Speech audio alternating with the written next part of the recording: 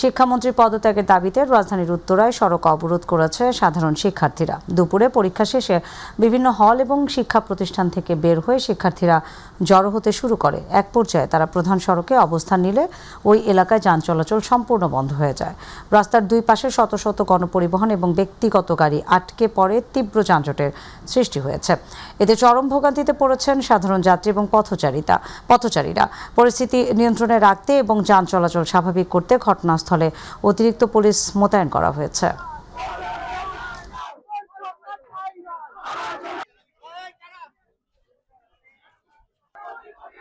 সারাদিন আমাদের বন্ধুরা রাস্তায় ছিল, রাজপথে ছিল, তারা পড়ালেখা করতে পারেনি, রাতে তারা গিয়ে প্রস্তুতি নিতে পারেনি, কিন্তু সকালে ঠিকই পরীক্ষার মধ্যে বসতে হয়েছে।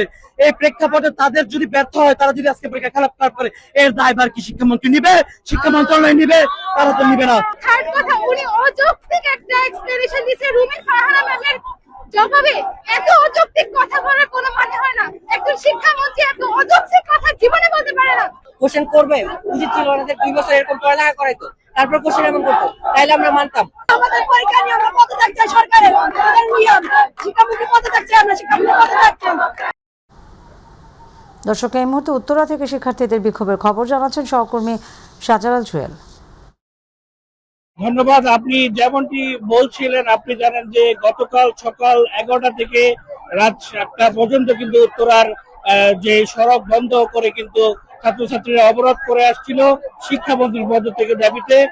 আজও একটু আগে স্কুল এবং পরীক্ষার পরে, যেটা এসএসসি পরীক্ষার পরে আবারও নতুন করে পদত্যাগের দাবিতে কিন্তু তারা রাস্তা নেমেছে। আজকে যারা স্টুডেন্টরা রাস্তা নেমেছে তাদের কথা হলো যে আমরা মনে করেছিলাম যে গতকাল হয়তো ভালো একটা সলিউশন আসবে, শিক্ষামন্ত্রী এবং প্রধানমন্ত্রী মিলে হয়তো তাদের আজকে পরীক্ষাটা বন্ধ করবে, এমন একটা সম্ভাবনা ছিল।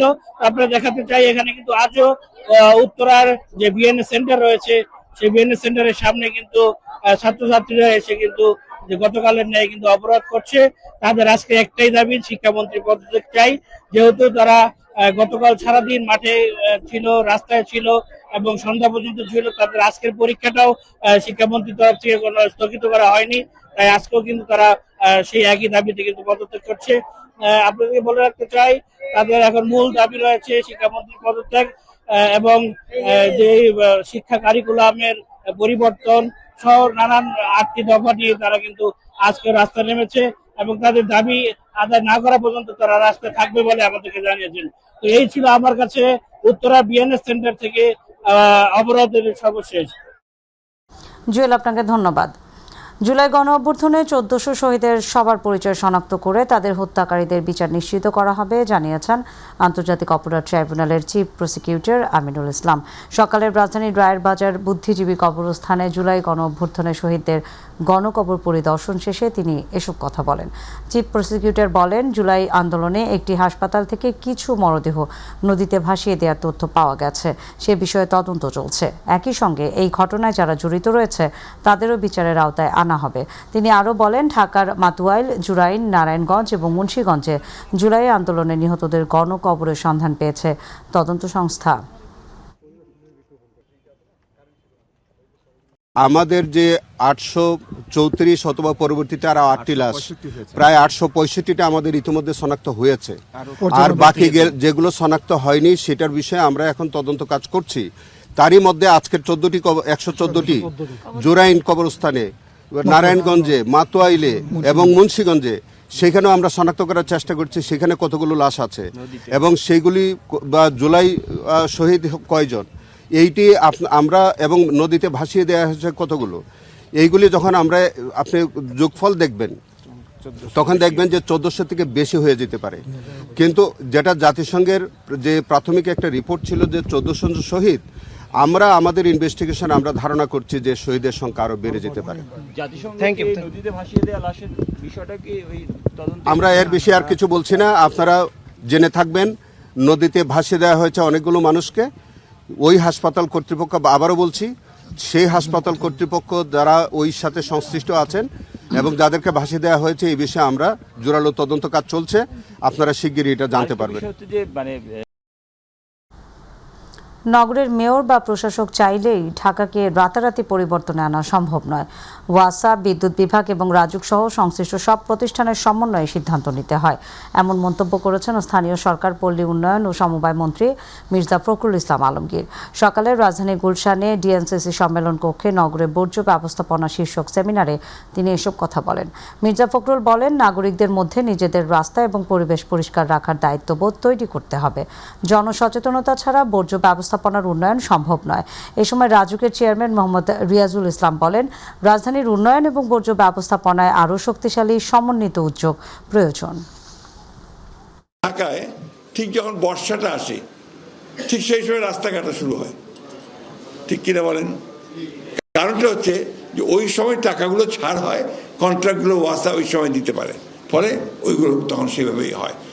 বিদ্যুৎ যেটা নিচ দিয়ে যায় সেটাও তাই, উপর দিয়ে যায় সেটাও তাই। ফলে বিষয়টা আপনার এত সহজ নয়। সিটি কর্পোরেশনগুলোকে একটা গভর্নমেন্টে পরিণত করতে না পারি, সরকার হবে সে, তা না হলে এই সমস্যার সমাধান সহজে হবে না। শিক্ষার্থীদের বছরে অন্তত একটি করে গাছ লাগানোর আহ্বান জানিয়েছেন প্রধানমন্ত্রী তারেক রহমান। রাজধানীর চীনমৈত্রী সম্মেলন কেন্দ্রে প্রাথমিক শিক্ষা পদক অনুষ্ঠানে তিনি এই আহ্বান জানান। প্রাথমিকের শিক্ষকদের সমস্যা সমাধানের চেষ্টা চলছে বলেও জানান প্রধানমন্ত্রী। তিনি বলেন, শিক্ষার্থীদের সামাজিক মূল্যবোধ এবং নৈতিকতা শিক্ষা দিতে হবে। মাহবুব সৈকতের রিপোর্টে দেখুন বিস্তারিত। সেবার দেশ গড়ার মহান ব্রতকে শিক্ষার্থীদের মাঝে ছড়িয়ে দিতে প্রাথমিক ও গণশিক্ষা মন্ত্রণালয়ের মনোমুগ্ধকর এই আয়োজন। রাজধানীর চীনমৈত্রী সম্মেলন কেন্দ্রে সবার সাথে নান্দনিক এই পরিবেশনা উপভোগ করেন প্রধানমন্ত্রী তারেক রহমান। এর আগে তিনি জাতীয় পর্যায়ে ২১ ক্যাটাগরিতে বিজয়ীদের হাতে পুরস্কার ও সম্মাননা স্মারক তুলে দেন। পরে প্রধান অতিথির বক্তব্যে শিশুরাই আগামীর বাংলাদেশ উল্লেখ করে তাদের যোগ্য ও মানবিক হিসেবে গড়ে তোলার উপর গুরুত্ব আরোপ করেন। যদি একটি মানবিক বাংলাদেশ আমাদেরকে গড়ে তুলতে হয়, তাহলে অবশ্যই আমাদের এই যে ছোট কোমলমতি শিশুগুলো আছে তাদেরকে আমাদের মানবিক মানুষ হিসাবে গড়ে তুলতে হবে। শিক্ষার্থীদের পড়াশোনার পাশাপাশি মানসিক ও শারীরিক বিকাশের দিকে নজর দিতেও সংশ্লিষ্টদের আহ্বান জানান প্রধানমন্ত্রী। এই মানবিক বাংলাদেশ গড়ে তোলার জন্য যেই সৈনিকদের দরকার, সেই সৈনিকরা কিন্তু আপনাদের কাছে আছে, আপনাদের সামনে আছে। সেই সৈনিকদেরকে আপনারাই নিয়ন্ত্রণ করেন, সেই সৈনিকদেরকে আপনারাই গড়ে তোলার কারিগর। আজকে সেই কারিগরদেরকে যাতে আমরা মানবিক কারিগর হিসেবে গড়ে তুলতে পারি। সরকার প্রাথমিক শিক্ষার সকল সংকট কাটিয়ে উঠতে পদক্ষেপ নিচ্ছে জানিয়ে শিক্ষক এবং অভিভাবকদের সহযোগিতাও চান সরকার প্রধান। শিক্ষকদের কিছু সমস্যা আছে তাদের, সেটি আমরা চেষ্টা করছি সেই সমস্যাগুলোকে অ্যাড্রেস করতে। একই সাথে আমরা যদি আজকে প্রাইমারি স্কুলের শিক্ষকদেরকে যদি আমরা সঠিক ট্রেনিংয়ের মাধ্যমে সঠিকভাবে গড়ে তুলতে পারি, তাদেরকে সঠিক ট্রেনিং দিতে পারি, তারা তাদের সেই ট্রেনিংটা, সেই শিক্ষাটা তারা শিক্ষার্থীদের কাছে পৌঁছে দিবেন। এর আগে সম্মেলন কেন্দ্রে প্রবেশ করেই দেশব্যাপী প্রাথমিক বিদ্যালয়ের বৃক্ষরোপণ কর্মসূচিরও উদ্বোধন করেন প্রধানমন্ত্রী তারেক রহমান। মাহবুব সৈকত, মাইটিভি, ঢাকা। রাজধানীর বংশালে একটি সেলুনে এসি বিস্ফোরণে অন্তত 10 জন দগ্ধ হবার খবর পাওয়া গেছে। সকালে আলুবাজার এলাকায় একটি সেলুনে এই দুর্ঘটনা ঘটে। ঘটনার পরপরই স্থানীয় লোকজনের সহায়তায় দগ্ধদের উদ্ধার করে জাতীয় বার্ন এবং প্লাস্টিক সার্জারি ইনস্টিটিউশনে নিয়ে যাওয়া হয়। বর্তমানে তারা সেখানে চিকিৎসাধীন রয়েছেন। জানা গেছে, সকালের দিকে সেলুনটিতে হঠাৎ বিকট শব্দে এসি বিস্ফোরণ ঘটে। মুহূর্তে পুরো দোকানে আগুন ধরে যায়। এতে ভেতরে থাকা কাস্টমার এবং সেলুন কর্মীরা দগ্ধ হন। আহত কয়েকজনের অবস্থা আশঙ্কাজনক বলে জানা গেছে। দর্শক, সংবাদের শুরুতে যেমনটা জানাচ্ছিলাম, আজও শিক্ষামন্ত্রীর পদত্যাগের দাবিতে বিভিন্ন জেলা শহরেও বিক্ষোভ কর্মসূচি পালন করছে শিক্ষার্থীরা। দর্শক, এই মুহূর্তে বরিশাল শিক্ষা বোর্ডের সামনেও বিক্ষোভ করছেন শিক্ষার্থীরা। সেখান থেকে যুক্ত হচ্ছেন আমাদের সহকর্মী পারভেজ রাসেল। আমরা তার কাছ থেকে জেনে নেওয়ার চেষ্টা করব বিস্তারিত। পারভেজ, বরিশালের শিক্ষার্থীদের কর্মসূচির বিষয়ে আপনার কাছে কি খবর আছে, আমাদেরকে বিস্তারিত জানাবেন।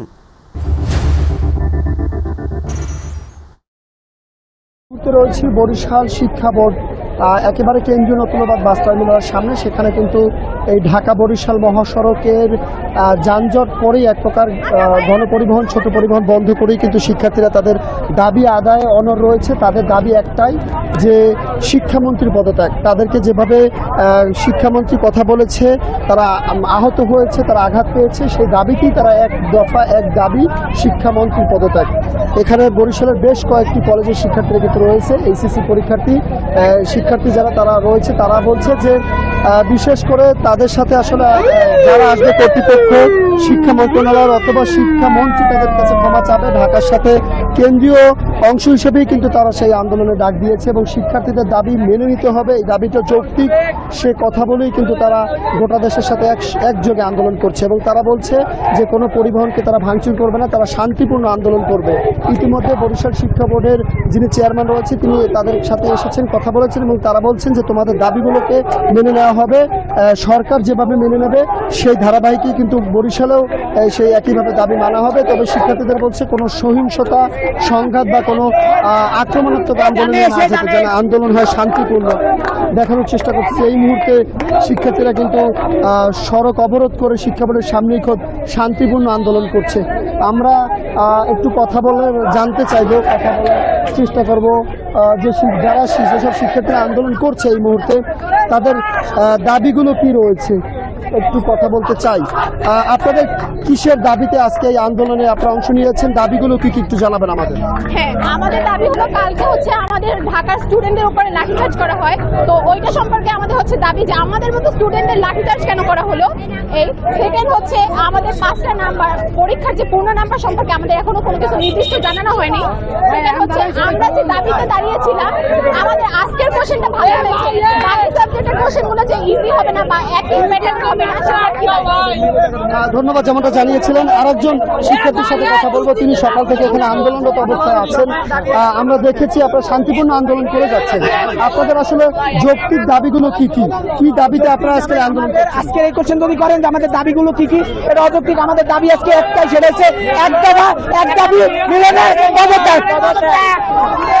দাবি যদি মেনে না নেয় পরবর্তী কোনো কর্মসূচি দিবেন কিনা?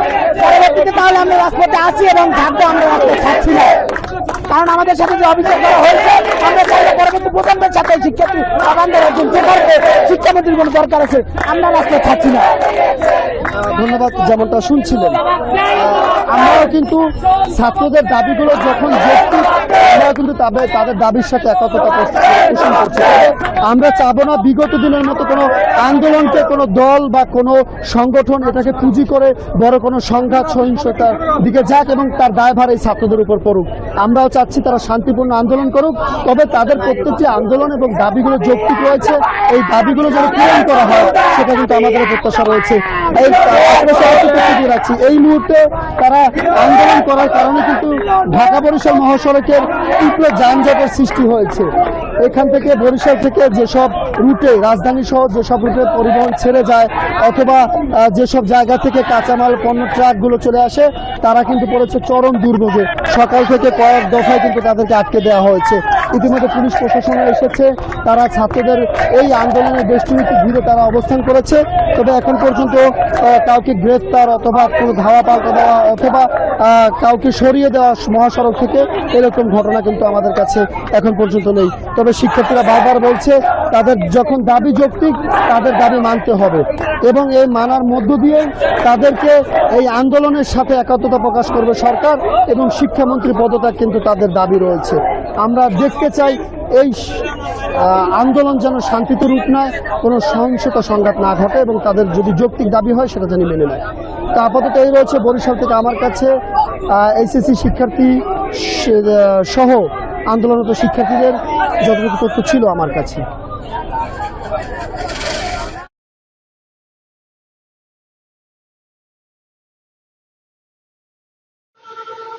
হ্যাঁ হ্যাঁ, ধন্যবাদ পারভেজ ভাই, আপনাকে ধন্যবাদ। আপনি বরিশালের খবর জানাচ্ছিলেন। আমি যদি একটু সাভারের খবর জানাতে চাই তাহলে বলি যে কিছুক্ষণ আগে কিন্তু এখানে বৈরী আবহাওয়ার কারণে মুষলধারে বৃষ্টি হয়েছে এবং এই বৃষ্টির কারণে কিন্তু যারা আন্দোলনরত শিক্ষার্থী ছিল তারা কিন্তু আসলে রাস্তা ছেড়ে অবরোধ ছেড়ে দিয়ে আসলে চলে গিয়েছেন। এবং আমরা এখানে যে যদি আপনাদের একটু মহাসড়ক দেখায় যে মহাসড়কে কিন্তু আসলে যান চলাচল এখন স্বাভাবিক আছে এবং আমরা হাইওয়ে থানা পুলিশের যে ওসি শওকতুল আলম ওনার সাথে কথা বলেছি। উনি কিন্তু আমাদেরকে জানিয়েছে যে